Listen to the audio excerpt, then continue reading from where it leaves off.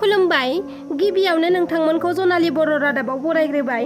नोंथांमोननि थाखाय आं मोनाबिलिनि मोननैसो रादाब लानानै फैदों। मिजिंथियो नोंथांमोनहा रादाबखौ जोबजासे नायलांगोन। लाजिथाव आरो मुगैथाव जाथाय। बिस्कुट जाहोना उन्दै हिन्जावसाखौ जिनाहारि खालामनाय जाथाया सोराङाव फैदों। बिमा बिफाया सांग्रां जा।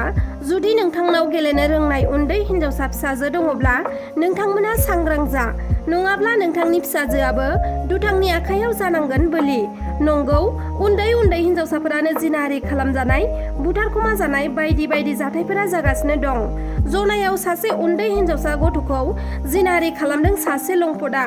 जनायनि गलि मेसाखि गामिनि JJMनि सुकेदार 40 बोसोर बैसोनि गारगाराम फाव एबा गौरब फाव मुंनि सासे लंपटआ सासे 5 बोसोर बैसोनि उन्दै हिन्जावसाखौ बिस्कुट जाहोनानै साननै जिनाहारि खालामदोंमोन। मिथिना मोननाय बायदिब्ला गथ'नि बिमा बिफाया हिन्जावसाखौ बिबै बिबौनि न'खराव दोननानै तामिलनाडुआव खामानि मावहैदोंमोन। बे समावनो बिमा बिफा गैयैखौ सुजुग लानानै दुथाङा JJMनि न'आव बुधबार आरो बिस्तिबारसिम साननै जिनाहारि खालामो। जिनाहारि खालामजानाय हिन्जावसा गथ'नि आथोना सानायावसो सनिबारखालि बे मुगैथाव जाथाया सोराङाव फैदों। बेबादि जाथाया सोराङाव फैनाय लोगो लोगोनो ओनसोलाव दुंहाव थासारि सोमजिदों। जिनाहारि खालामखांना दायनिगिरिया दासान्दि खारखुमानानै दं होनना खौरां मोन्दों। आरो न'खरा दा उन्दै हिन्जावसाखौ जिनाहारि खालामनायनि दायाव जनाय पुलिस थानायाव पक्स' आयेननि जोहै US 376 AB IPC RW section 6 नि मोनसे केस रेजिस्टार खालामबाय। हिन्जावसानि न'खरजों लोगोसे जायगानि सुबुंफोरा बे दायनिगिरि गारगाराम एबा गौरब फावखौ थाबैनो हमनानै फासि होनांगौनि गोख्रों दाबि खालामदों। मैदेरनि गाग्लोबनायजों सासे उन्दै हिन्जावसानि जिउ खहा। 3 थाखोआव फरायबाय थानाय 8 बोसोर बैसोनि सानि मार्डि मुंनि सासे हिन्जावसाखौ हाग्रानि मैदेरा खास्रि बिस्रि गाथारनानै गालांदों। क'क्राझार जिल्लानि रामफलबिल BCDCनि सिङाव थानाय आथियाबारि सा लफुंटला गामिनि सिदा मार्डि बिथांनि न'खराव हाग्रानि मैदेरा फैनानै गाग्लोबफैदोंमोन आरो न'खौ सिफायनानै थेर बेथेर खालामनायजों लोगोसे बिथांनि फिसाजो सानि मार्डिखौबो जायगायावनो गाथारदों। बेबादि दुखुनांथाव जाथाया दाखालि समबारखालि हरनि 11 रिंगासो समाव जानो मोन्दों। बे दुखुनांथाव जाथायखौ खौरां मोननानै बिटिआरनि चिफ प्रमद बर' बिथाङा UPPL दोलोनि माखासे सोद्रोमाफोरखौ खौरां लानो थाखाय सिदा मार्डि बिथांनि न'खरसिम दैथायहरदों आरो मैदेरजों गाग्लोबजाना थैनाय गथ'नि न'खरनो चिफ केयार फान्डनिफ्राय 1 लाख रांनि अनसुंथाइ होगोन होनना UPPL दोलोनि सोद्रोमाफोरा मिथिहोदों। बेजों लोगोसेनो मैदेरा सिफायलांनाय न'खौ बानायना होनो थाखाय माखासे थिंनि बेबस्थाखौबो खालामना होनाय जादों आरो न'खौ बानायनायाव जेसेबां खरसा थाङो बेखौबो UPPL दोलोआ होनाय जागोन होनना बिथांमोनहा फोरमायथिदों। दुखुनि रादाब। 3 ताला बिल्डिंनिफ्राय गोग्लैबोनानै सासे बर' सुबुंनि जिउ खहा जादों। गोबाङानो न'खरनि आंखालनि थाखाय गुबुन रायजोआव खामानि मावनो थाङो। माबा मोनसे मिजिं बा आसा लानानै रांखावरि आरजिनो थाखाय थांनाय बर' सुबुं गोबां दं। नाथाय खायसेनि आसा खालामनाय सिमाङा जाफुङो, नाथाय खायसेनिया जाफुङा। थिग बेबादिनो न'खर सालायनो एबा रांखावरिनि आंखालखौ सुफुंनो थाखाय रामोनदा बर' मुंनि सासे सुबुङाबो गुबुन रायजोआव खामानि मावनो थाखाय बिसि फिसा नागारना थांदोंमोन। नाथाय खाफाल गाज्रि, बिथांनि सिमां मिजिं गासैबो थेर बेथेर जालांबाय। 3 ताला बिल्डिंनिफ्राय हरखाब गोग्लैबोनानै बिथाङा अबथिरा जिउ गोमाबाय। उदालगुरि जिल्लानि दैफां सेनमारिनि थागिबिमोन रामोनदा बर' बिथाङा। मिथिना मोननाय बायदिब्ला रामोनदा बर'आ केरेलानि सारागुट जिल्लायाव खामानि मावहैदोंमोन। फोरमायथिनाय बायदिब्ला रामोनदा बर' बिथाङा खामानि मावखांना फैना बिल्डिं सायाव लोगोफोरजों दसे जिरायहैदोंमोन। बेयावनो हरखाब बिथाङा 3 ताला बिल्डिंनिफ्राय गाहायाव गोग्लैबोदों। बेनि उनाव लोगो लोगोनो बिथांखौ देहा फाहामसालियाव लांनाय जादोंमोनब्लाबो नाथाय बिथाङा हरखाब जिउ गोमाबाय होनना खामानि मावफाग्रा लोगोआ न'खरसिम फोरमायहरदों। रामोनदानि गोथै सह'आ दायो मांगालर देहा फाहामसालियावनो दं होनना मिथिना मोन्दों आरो दुखुनि बाथ्रा दि बिथाङा सासे 2 बोसोरनि खुदियाबो दंमोन। लोगोसेनो बिसि बिमा बिफा गासैखौबो दुखु होनानै बे बुहुमनिफ्राय आनज्रायलांबाय। सनितपुर जिल्लानि बालिपारायाव गिख्रंथाव लामा जाब्रबथाय। बालिपारा, तेहसिल आरो दिखायगावनि उदमारी गामियाव जादों गुबुन गुबुन जाब्रबथाय। बे गिख्रंथाव जाब्रबथायाव गासै 7 सुबुंफोरा जायगायावनो जिउ गोमादों। आसामनि मुंदांखा देंखोगिरि जुबिन गार्गनि फांसन एबा हाबाफारि नायनानै फैफिननाय सुबुंफोरा जोबोद गोख्रैथिजों बाइक सालायबोदोंमोन। बेयावनो लामा ससेयाव जाब्रबथाय जानानै 7 सुबुङा जायगायावनो जिउ गोमादों होनना मिथिना मोन्दों। मिथिना मोननाय बायदिब्ला मंगलबारखालि हराव बालिपारायाव जुबिन गार्गनि हाबाफारि लादोंमोन। बालिपारा माजालियाव फरायसालिनि 100 बोसोर फालिथायजों लोब्बा लानानै जुबिन गार्गनि हाबाफारिखौ लानाय जादोंमोन। बे हाबाफारिनिफ्राय सुबुंफोरा न' फारसे गिदिंलांफिननाय समावनो गुबुन गुबुन जायगायाव गिख्रंथाव जाब्रबथाय जायो। बे लामा जाब्रबथायाव 7 सुबुङा जायगायावनो जिउ खहा जादों होनना मिथिना मोननाय जादों। 7नि गेजेराव 2आ बर'मोन। जिउ गोमानाय 7 सुबुंनि मुङा फारियै कासिम आली, रस इस्लाम, बिपुल दास, देबजित बसुमतारी आरो सारफुं बसुमतारी होननानै मिथिना मोननाय जादों। इ-रिक्सा सालायगिरिफोरनो सरकारा खानानै होनाय नेमखान्थिखौ गनायनो हाया होननानै बिथांमोना गोख्रों अजद होदों। भिडिअखौ नोंथांमोना जोबजासे नायलांदो।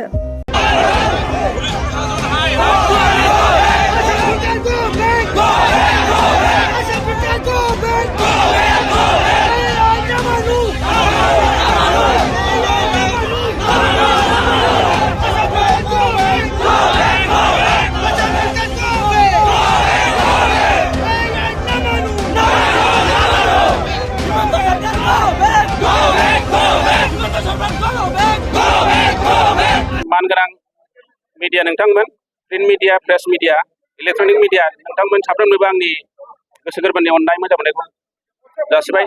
माने गाव गावनि मुल्यबान समायखौ दोनथ'ना माबाबाय नुजाथि फैनायनि हानायनि थाखाय। दा खोथाया जाहैदों मा, थांनाय 26/12/2023 डिसेम्बर खालि आरोखि, माने डिसि अफिस कनफारेन्स हलाव मोनसे आरटिअ बर्डनि मोनसे मिटिं लिंदोंमोन आरोखि। बेवहाय बे मिटिङाव मानगोनां डिसि सार, एसपि सार, एसडिसि क'क्राझार डिटिअ, एसडिसि गसाइगाव आरो जोंनिनो टट' इउनियन श्रीरामपुरनिफ्राय लानानै आरोखि, जेरै फिसा फिसा टाउनफोरनियावबो मोनफा मोनफा इन्सटिटिउसन दङ हिसाबै माने श्रीरामपुरनिफ्राय लानानै जोंनि सिमाव आरोखि। जोंनियाव बेवहाय मोननै दङ, नर्थ क'क्राझार आरो साउथ क'क्राझारनि मोननै। दा जोंखौ लानानै 10टा इउनियनखौ लानानै मोनसे डिसिआव आरटिअ बर्डनि मिटिं जानानै थाङो। दा बेवहाय डिसिआ जोंनो फोरमायदों जे इ-रिक्साखौ माने प्रपार टाउनाव आरोखि मेन रडआव माने सालायहोनाय जानाय नंला। बे मोनसे आसाम गभर्नमेन्टनि निर्देशआव जोङो बेखौ माने स्टेपखौ लानांगौ जादों। बिदि फोरमायदों जोंनि सिगाङाव जे इ-रिक्सानि थाखाय माने बहुद दुर्घटना जायो माबायो, बेफोरबायदि जोंनि सिगाङाव फोरमायदों। दा जों जुदि मेन रडआव सालायनो मोनाब्ला दा जोंनि इनकामा मा स्टाइल जागोन, आरो मेन रडआव जुदि बिसोरो मेन रडआव सालायहोयैनि एगेन्स्टआव बिसोरो मोनफा मोनफा माने लिंक रड आरोखि, जेडि रडजों लिंक जानाय मोनफा मोनफा जन बानायना होदों। जेरेखम बेवहाय दङ नियार इउएन स्कुल, बेजों जेडि रडआव लिंक जाफैनाय बेवहाय थानांगोन। जेरेखम आइ हटेल, ओमफ्राय मिनि बास स्टेन्ड, ओमफ्राय आसाम अइल, टुवार्ड ओरै पिडब्लिउडि गेस्ट हाउसजों थांनाय जेरेखम बाजै हटेल, आरो नर्थ वेस्ट जनाव दङ बिबि रड, पार्किं खालामनो हागोन। ओमफ्राय अपोजिट टु हम सफि बेजों हाबलांनाय लामायाव, अपोजिट टु एक्सिस बेंक बेजों हाबलांनाय लामायाव, दिफर्ट बाटारमारि रड बेजों हाबलांनाय लामायाव, डिएन स्कुल रड बेजों हाबलांनाय लामायाव, नियार हनुमान मन्दिर, नियार सार्किट हाउस बेजों हाबलांनाय लामाफ्राव माने बेफोरबायदि बहुद लिंक रडखौ बिसोरो माने नट खालामनानै दोनदों जे बेफोराव माने नोंथांमोनहा बेफोर रडआवसो गारिखौ सालायनांसिगोन।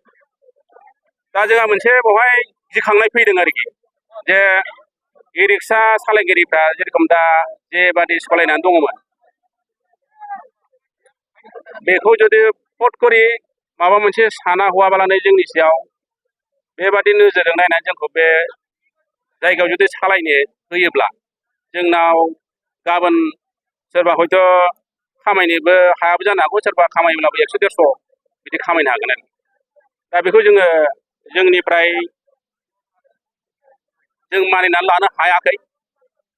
जार फलाव जों दिनैनि बे टट' इउनियननि साफ्रोमखौबो लानानै मिटिं जानायनि उद्देश्यआ जाहैबाय मिटिङाव साफ्रोमखौबो हाबनो होआखै जे मोनफ्रोमबो इउनियननिफ्राय सानै सानै 10टा इउनियननि 20 जनसो हाबनो मोनदों दा जोंहा मोनसे दायथ' थायो जे डिसि अफिसाव थांनानै मा जाहैखो बेफोर खोथाफोरखौ जोंनि ड्राइभार बिथांमोना बयबो जुदि क'क्राझार जिल्ला लानो फैदो जों बेखौ गोजोननाय मोनाखै आरो बे डिसिसनखौ जों बिथां ड्राइभारफोरनावबो सोंनानै नायबाय बिथांमोनाथ' खुनु फैदो मानिनो हाया होननानै बुंदों आरो बे जोंनि डिसिसनल' नङा जों इउनियना बेखौ हारसिङै डिसिसन लानो हाया जोंहा बहुद सालायग्रा दं बिथांमोनाव जों सोंनो थाखाय दिनै बे जोंनि टट' इउनियननि बथ साइड आरोखि नर्थ साउथ जों मोननैबो इउनियनजों ज' जानानै दिनै बे गिदिर मोनसे जोंनि टट' इउनियननि मिटिंखौ बाहाय लिंथुमनाय जादों जुदि बाहाय नोंथांमोननि टट' इउनियननि सिङाव बेसेबांथो इ रिक्सा दङ दायो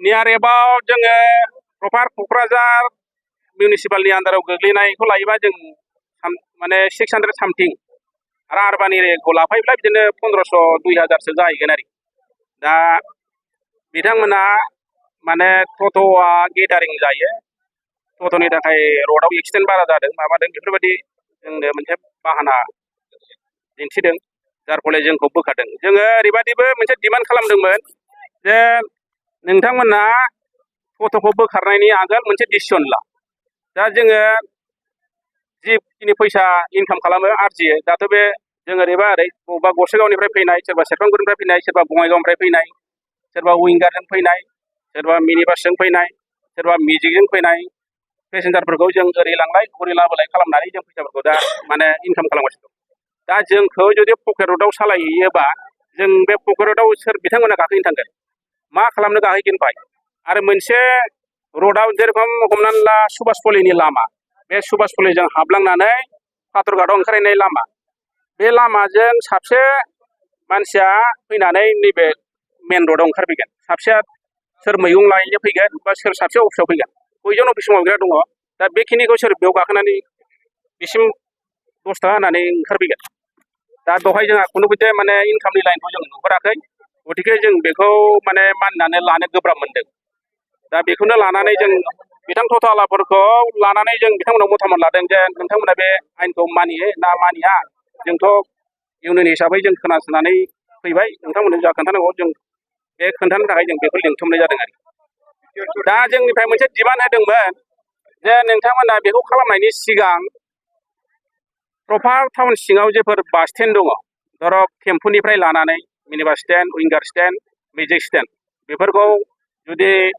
आउटसाइडआव जुदि लाङोब्ला जोङो माने पकेट लामायावबाबो सालायनो थाखाय राजि होननानै जों मोनसे प्रस्ताब होनानै गारबोदों बिसोरनो दा बिथांमोना बेखौ खालामनायाथ' बहुद लेंदि जागोन माने बे हा एलटमेन्ट टेलटमेन्टनिबो खोथा दङ बेफोरबायदि होनदों आरोखि दा बेखौ बिथांमोना माने मावनायनि थांखियाव दंना गैया जों बेखौ बुंनो हाला खिन्थु जोङो दा जेबादि जन हिसाबै बानायदों जन ओरैबायदि बानायदों माने नर्थ इस्ट जन बाहाय बेहा मोनसे कालार थागोन आरोखि रेड नर्थ इस्ट जनाव रेड होगोन बियो नर्थ वेस्ट जन बेहा येल' जालायबाय बै रेड जननि गारिया बै येल' जनाव थांनानै हाबहैनो मोना जेरेखम नोङो इउ एन एकाडेमिनिफ्राय थांनानै हम सफिनि बै पकेट लामाजों फैनानै हाबफैनो मोनला बेनिफ्राय बै लांसिगोनलाय आरोखि बेबायदि माने नों सारा क'क्राझारखौ गिदिंनो मोनला सिं खारब्लाबो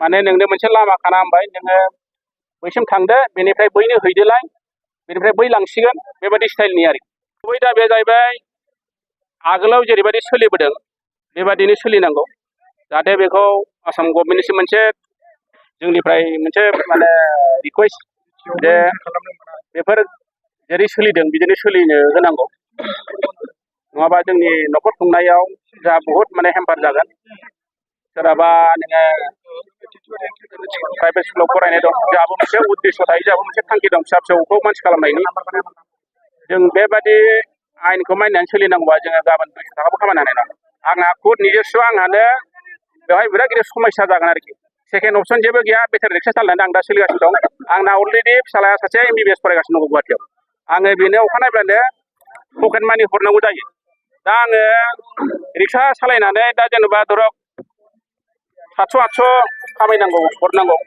दा आङो रेडि गिदिंनानै मेकआप खालामनो हायोमोन दा जुदि बेबादि स्टाइलनि जुदि जायोब्ला आङो बाव बिथिंजाय भारा जायाखिसै बैथिं थांनानै एसे मोजां जागोन खोमा बैथिं सालायहैनो हानाय बेबायदि केपासिटिबो गैया बेवहाय मेन रिपर्टआ आंहानो जागोन आरोखि दा आङो आंनिफ्रायथ' आं बेखौ मानिनानै लानो गोब्राब मोनदों दा बाखिफ्राबो बेखौ मानिनानै लानो नागिराखै दा रिकुवेस्टआ मोनसे बेनो माने जोंखौ जेरै आगोलाव सोलिहोदोंमोन बे एसआइटिस बेबायदिनो थानांगौ जुदि खालामोब्ला बास स्टेन्डफोरखौ आगोल बोखारग्रोनांगौ बेनिफ्राय सिद्धान्तखौ लानांगौ लानानै आप टु ट्रेन्सपर्ट बास स्टेन्डसिम माने गुन गुन बास स्टेन्ड बेफोरखौबो आउटसाइडआव लांजोबनांगौ बास टार्मिनेल खालामनांगौ बबेबा मोनसे जायगायाव बेबायदि दिनैनि रादाबा बेखिनियानोमोन नोंथाङा जुदि आंनि रादाबखौ जोबजासे नायलांबायब्ला अन्नानै लाइक शेयार साबस्क्राइब आरो कमेन्ट खालामनो दाबाव एसेनोसै गोजोन्थों